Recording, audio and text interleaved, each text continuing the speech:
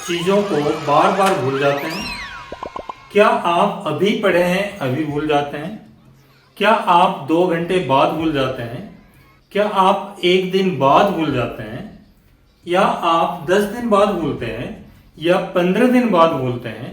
ये सब चीज़ें आपकी ज़िंदगी में अगर हो तो आप मेरे साथ पूरे रहिएगा, तो आपको साइंटिफिकली इस चीज़ का फ़ायदा होगा। और जो पॉइंट्स मैं यहाँ लिखूँगा, अगर पॉइंट्स को आप प्रॉपरली इम्प्लीमेंट नहीं कर पाते हैं तो बेकार है। तो अभी आप वीडियो से निकल जाइए, अभी आप वीडियो से निकल जाइए, because don't waste your time, right? क्योंकि हम डिस्कस भी करेंगे और आप पॉइंट्स को अगर प्रॉपरली यूटिलाइज भी नहीं कर पाएंगे तो कोई फायदा ही नहीं है उसी टाइप का। Hello friends, mid term revisions कैसे करें? Why should we revise? और रिविजन्स की प्लान क्या होना चाहिए? और किस लिए, कितने बजे, कितने घंटे का रिवीजन होना चाहिए? और कैसे रिवाइज करना चाहिए? और किस किस नया तरीके से अपना रिविजन्स को आजमाया जाए, ताकि अपना जो ब्रेन है, अपना जो रिकैपिचुलेशन है, अपना जो स्टडी मेथड है, जो आप स्टडी कर रहे हैं, उसको कैसे आप रिटेन कर सकते हैं। ठीक है, आपका रिटेन करने के लिए, आपकी स्टडी को रिटेन करने के लिए क्या मेथड अपनाया जाए कि आप उसको हमेशा याद रख सकते हैं? How to retain, right? और जब भी आप रिवीजन करते हैं, उसकी कोई मकसद होना चाहिए। ठीक है, why should you revise? Question, ask the question, why should you revise? किस लिए? Why should you revise? क्या आप हो रहा है? सपोज हम फिजिक्स पढ़े, फिजिक्स की कोई चैप्टर आप आज पढ़ाई किए, उसकी रिटेंशन कैसे हो रहा है? आप अगर नहीं बोल पा रहे हैं और रिवीजन क्यों करें, उसकी आंसर अगर आपके साथ नहीं है तो मेरे साथ इस वीडियो में रहिएगा जरूर। मैं आपको ऐसे कुछ साइंटिफिकली प्रूवन टेक्निक्स बताऊंगा जो आपकी रिविजन्स को 100% कामयाब कराएगा, और आप अपना जो मिड टर्म एग्जामिनेशन है या फोर्थकमिंग बोर्ड एग्जामिनेशन है, उसमें आप अच्छे से परफॉर्म कर पाएंगे। ठीक है, तो फर्स्ट थिंग फर्स्ट, आपको जैसे मैं बताया कि आपने व्हाई शुड आई रिवाइज, इसको तो आप क्वेश्चन पूछिए, व्हाई शुड आई रिवाइज? क्या मेमोरी मेरा वीक है? क्या मैं रिटेन नहीं कर सकता? क्या मेरा की पॉइंट्स याद नहीं रहता? क्या सर ने जो क्लासेस में पढ़ाए हैं उस चीज को मैंने देख नहीं सकता? या क्या मेरा डिमेरिट है कि इतना इजीली चीजों को भूल जाता हूं? Why should I revise? पहले क्वेश्चन आप पूछिएगा और आपको ही आंसर आएगा, आपको ही अपना ही आंसर आएगा कि रिवाइज आपको करना चाहिए या नहीं करना चाहिए। ठीक है, अगर आपकी मेमोरी बहुत स्ट्रांग है कि आप एक बार पढ़ के भी महीनों तक, सालों तक कोई चीज को याद रख सकते हैं, तो आपका आंसर होगा no, I don't want to revise, right? और अगर आप बार बार बोल रहे हैं तो रिविजन्स करना पड़ेगा। आपकी अगर ब्रेन आपको बता रहा है कि do the revisions as required, right? तो इसके लिए अगर आपको रिवीजन करना है, अगर आपकी ब्रेन बताता है कि रिवीजन मेरे को चाहिएगा for the chapter, for example current electricity in physics, उसके लिए रिवीजन मेरे को चाहिएगा, तो एक क्वाइट रूम आप चूज करिए। पॉइंट 1, एक क्वाइट रूम आपको चाहिएगा। अगर आप रिवीजन करते हैं और शोरगुल हमेशा चालू रहता है तो कोई मतलब नहीं होता है रिवीजन करने की, तो आपको एक क्वाइट रूम ढूंढना पड़ेगा जहां आप एक प्रॉपर रिवीजन कर सकते हैं। ठीक है, तो एक क्वाइट रूम या स्टडी रूम या जैसे भी प्लेस आपके घर में बनता है जहां डिस्टरबेंसेस कम से कम हो, वहां का प्लेस को आप चूज करिएगा। राइट, और टेबल एक बहुत जरूरी पॉइंट है। राइट, एक स्टडी टेबल बहुत जरूरी पॉइंट है। आपको छोटा लगता होगा कि सर क्या बता रहे हैं, ये टेबल, ये रूम, ये तो सब चीज मेरे पर। या please, for all small things we need a meticulous planning for all small things, then only we achieve the big things. Right? तो आपको एक स्टडी टेबल और हो सके तो आप एक क्लॉक उसके साथ रखिएगा। इसकी इंपॉर्टेंस मैं बताऊंगा इस वीडियो में बाद में। आप अगर वीडियो स्टार्ट कर रहे हैं, वीडियो आपको देख के टाइम वेस्ट करने का। राइट, तो आपको मैं बता रहा हूं, मेरे माइंड मैटर्स एजुकेशन जो चैनल है उसमें हम नोट करते हैं प्रॉपर। मैं हमेशा आपको एडवाइजरी देता हूं कि एक प्रॉपर नोट करिए और रखिएगा, इसीलिए मैं बोल रहा हूं। ठीक है, अगर समय नहीं है तो आप ये वीडियो में टाइम बर्बाद मत करिए, और अगर आपकी समय है तो आप जरूर देखिएगा मैं क्या कोशिश करना चाह रहा हूँ आप लोगों की लाइफ में एक प्रॉपर साइंटिफिकली रिवीजन पैटर्न दिलाने के लिए। राइट, तो आप ना एक क्वाइट रूम का चूज करिएगा, एक क्वाइट रूम का चूज करिए। राइट, एक प्रॉपर स्टडी टेबल मैनेज करिएगा with the help of your parents.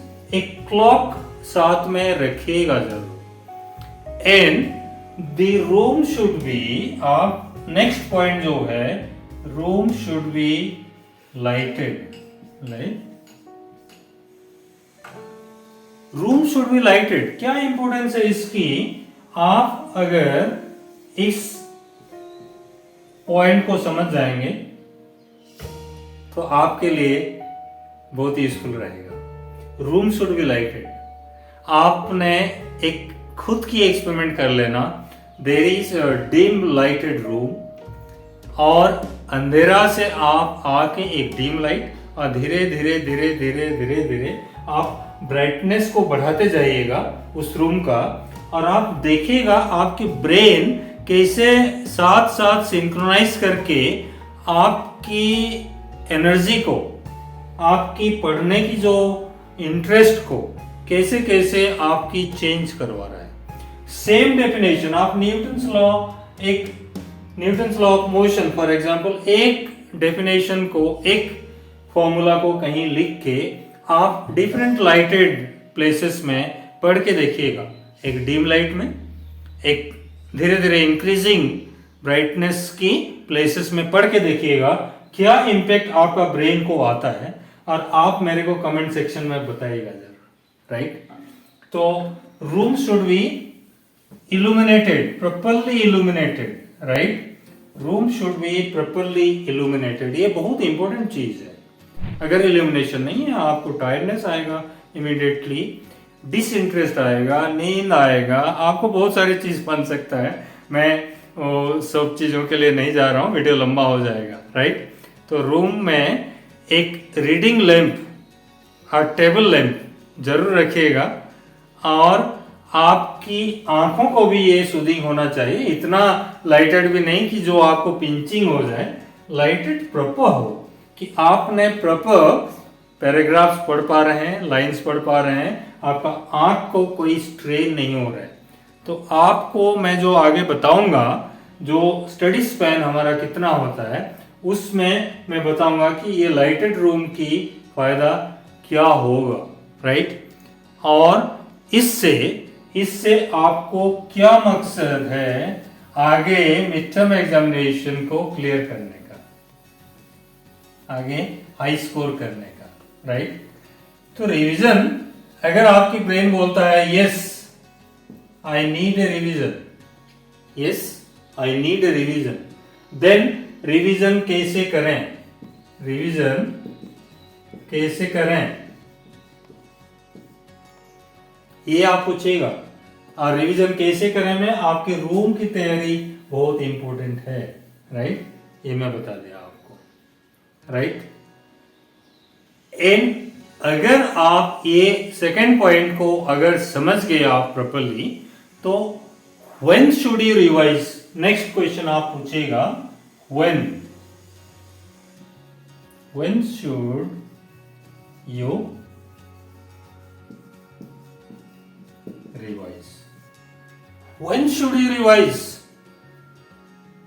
आप मॉर्निंग में रिवीजन करें कि आप इवनिंग में रिवीजन करें, या आपकी किस टाइम में रिवीजन करें, ये बहुत बड़ा क्वेश्चन होता है बहुत सारे बच्चों की कि सर मैं कब रिवीजन करूं, मैं अर्ली मॉर्निंग उठने की आदत मेरा नहीं है, मैं लेट नाइट पढ़ने की आदत है, मेरे को ऐसा है, मेरे को वैसा है, I am like this, I am like that. बहुत सारे बच्चों को बहुत सारे क्वेरीज इसी में ही रहता है, इसी की चारों तरफ ये घूमते रहते हैं कि व्हेन शुड आई रिवाइज, मैं रिवाइज करूं तो कब करूं, राइट। इसकी आंसर एक पर्टिकुलर आंसर नहीं है बच्चे, इसकी व्हेन शुड आई रिवाइज की एक पर्टिकुलर आंसर नहीं है, this becomes multi answered question, इसके बहुत सारे आंसर्स है, but preferably early morning is the best time, preferably early morning is the best time. अगर आपकी बॉडी परमिट नहीं करता है तो भूल जाइए। And next preference is the evening time, right, around 5 to 7, around 5 to 7, 6 to 8 evening time, before your brain gets tired, before your brain gets tired। ये चीज को इंपॉर्टेंट मान के चलिएगा आप। When should you revise? The time is not important, time is not important, when should you revise? Answer is before your brain gets tired, before your brain gets tired, okay। Brain अगर tired है, आपने इतना पढ़ लिख चुके हैं, आप इतना खेलकूद कर चुके हैं, तो रिवीजन की कोई मतलब ही नहीं होगा, right. So that is why the particular answer is before your brain gets tired. When should you revise? Before your brain gets tired, right? इसको आप मूल मंत्र बनाइएगा, इसको आप की पॉइंट बनाइएगा, Before your brain gets tired। हो सकता है मैं इतना मतलब एक हार्ड वर्कर हूं कि मेरे को रात 11 बजे तक my brain is okay active, मैं 11 बजे भी रिवाइज कर सकता हूं बच्चे, there is no problem at. बट किस बच्चे को हो सकता है कि 7 बजे अपना डिनर खाने के बाद ही इमीडिएटली टायर्डनेस हो जाता है, brain gets tired, it needs a sleeping time. तो उस बच्चे को आप बोलेंगे कि रिवाइज करो जबरदस्ती डंडे की बल पर, नहीं होगा ना। आप अगर उसी बच्चे को बोलोगे कि डंडे की बल पर रिवाइज करो तो कैसे रिवीजन करेगा, आप बताइएगा, not possible, no. So when should you revise is the best answer is before your brain gets tired, before your brain gets tired, right। और next important point जो है मैं आपको बता रहा हूं कि आपकी जो ब्रेन है इसकी जो रिटेंशन कैपेसिटी है, इसकी जो मेमोरी रिकैपिचुलेशन की पावर है, उसको साइंटिफिकली अगर हम देखते हैं तो इसकी रिटेंशन ग्राफ जो है, आप अगर इसकी रिटेंशन ग्राफ को देखेंगे ब्रेन की, अगर मैं जो इफेक्टिवनेस है लर्निंग की रिटेंशन है, इसको मैं अगर यहां लिखूं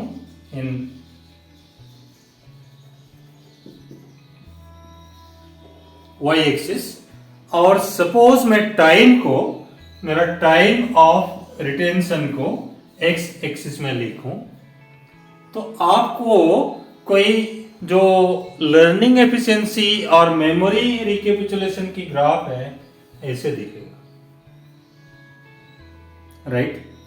आप ऐसे जब दिखता है तो इससे बताइए कि आपको इमीडिएटली कोई चीज पढ़ाया तो इसकी रिटेंशन बहुत हाई है।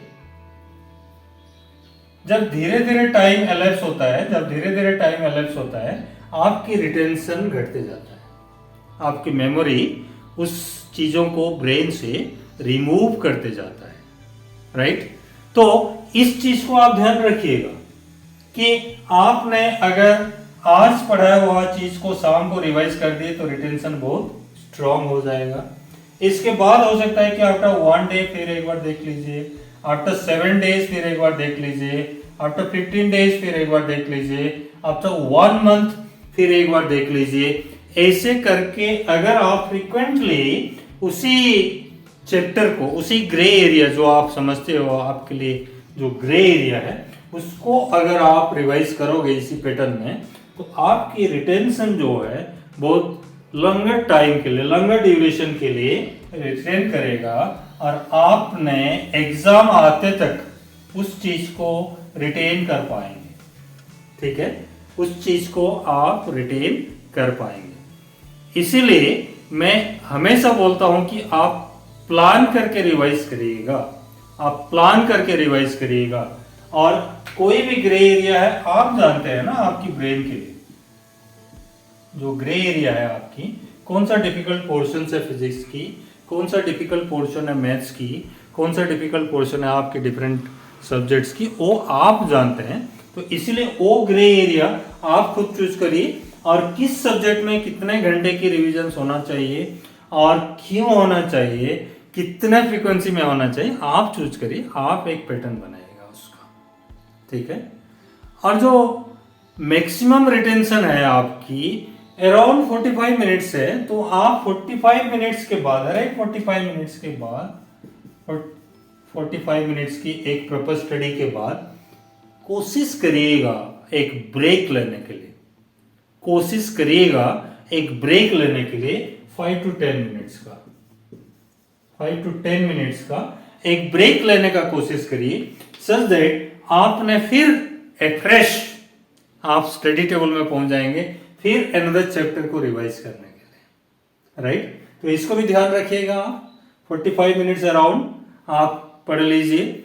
और मोस्ट इंपोर्टेंट चीज यहां आपको टाइम स्लॉट में मैं बताऊं कि जैसे आप 6:10 पीएम से सपोज 7:10 पीएम तक पढ़ने वाले हैं, तो इस 1 घंटे की जो टेन्योर है इसको आप डिक्लेयर कर लीजिए आपकी ब्रेन में, इसको आप डिक्लेयर कर लीजिए आपके ब्रेन में कि मैं आज 1 घंटे के लिए फिजिक्स पढ़ूंगा, और कब पढ़ूंगा फिजिक्स, आपकी 6:10 से 7:10 के बीच में पढ़ूंगा, ठीक है। इसको आप डिक्लेयर कर दीजिए, लिखित रूप में रख लीजिए कि मेरा study time for physics today is from 6:10 PM to 7:10 PM, इसको डिक्लेयर कर दीजिए।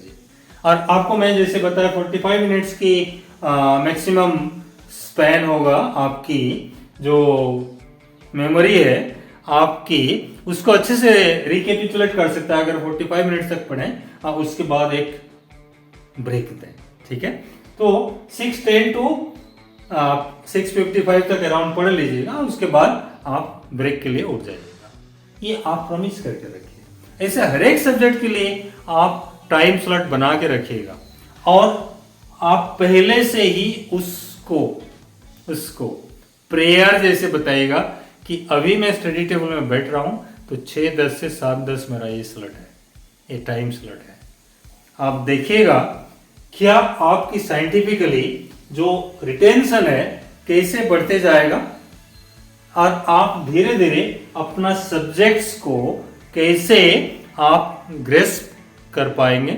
और हर एक क्लासेस के बाद आपने अगर ये पैटर्न्स को फॉलो करते हैं तो आप साइंटिफिकली एक प्रॉपर स्टडी मॉड्यूल में चल रहे हैं, और आपके रिवीजन प्रॉपर होगा और you will not be afraid of your subject. Okay, so आप अगर फर्दर मैं आपको रिक्वेस्ट करूं कि मेरे चैनल को अगर सब्सक्राइब अभी तक नहीं कर रहे हैं या कोई न्यू व्यूअर्स हैं तो आप जरूर इसको सब्सक्राइब करिएगा, क्योंकि ऐसे ही चीजें माइंड मैटर्स एजुकेशन में डिस्कस होते ही रहता है, राइट। ऐसे ही चीजें माइंड मैटर्स एजुकेशन में डिस्कस होते ही रहता है, क्योंकि हमने चाहते हैं कि अपना ब्रेन को क्या अनोखापन, क्या नयापन दिलाएं, सच दैट हमारा ब्रेन जो है रिसर्च ओरिएंटेड होके अपना जो मकसद है, अपना जो टारगेट है, अपना जो स्टडी टारगेट है उसको फुलफिल करें। Okay, God bless you, do well, thank you and subscribe, share, like, follow.